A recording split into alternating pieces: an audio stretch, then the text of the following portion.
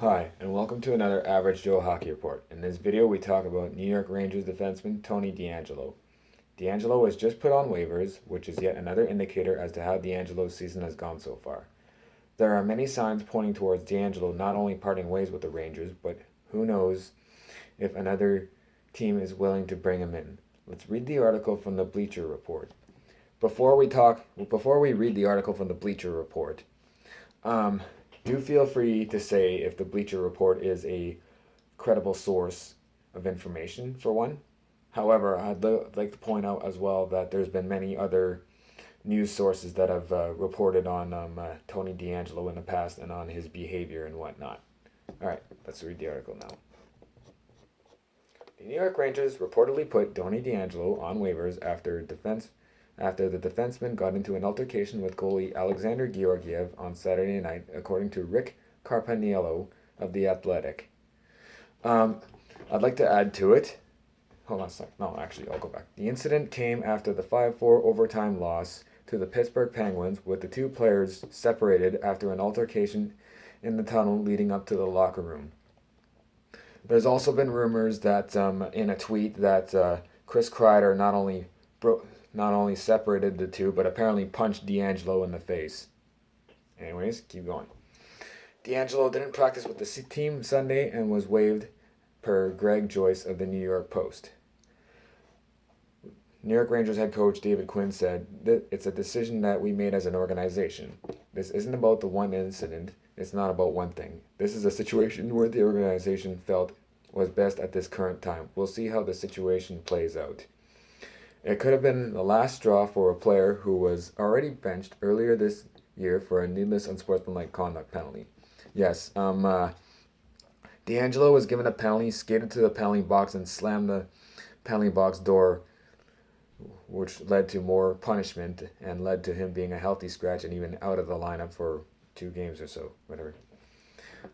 DeAngelo was also a healthy scratch in 2019 for what Quinn deemed as a maturity issue, which hasn't seemed to have gone away.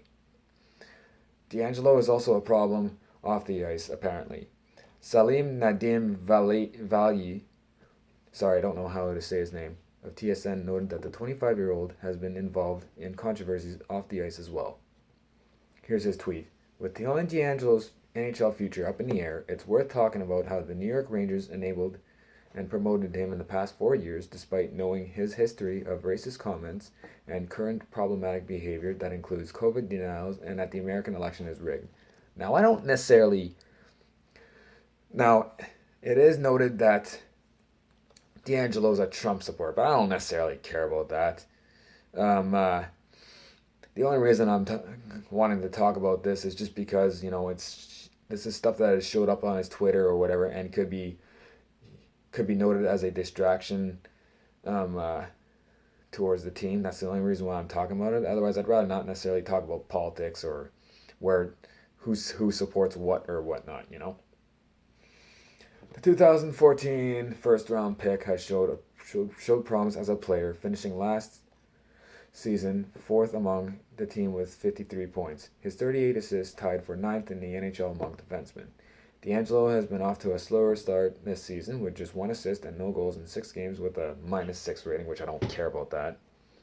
He was on the ice for 4 goals and lost to the Penguins, including the game winner by Sidney Crosby. Carpaniello reported to the Rangers, "Certainly scored the market for a trade partner, but were unable to find a reasonable option. He will now be available to any team who claims him by Monday at noon." So basically, trading away DeAngelo might be ideal, considering he's been a distraction. It's gonna suck though, because his play is obviously gonna be a lot better than Jack Johnson, but if it means that Jack Johnson's the more of a team player and not provide distractions and be on the ice, whatever, that might be what the Rangers lean towards. But yep. Again, if you're not a fan of what I said in the video or blah blah blah, just remember, don't belittle me, educate me. Take care, everyone, and follow my Instagram page, Average Joe Hockey Report, and my YouTube channel, Marty Tommy.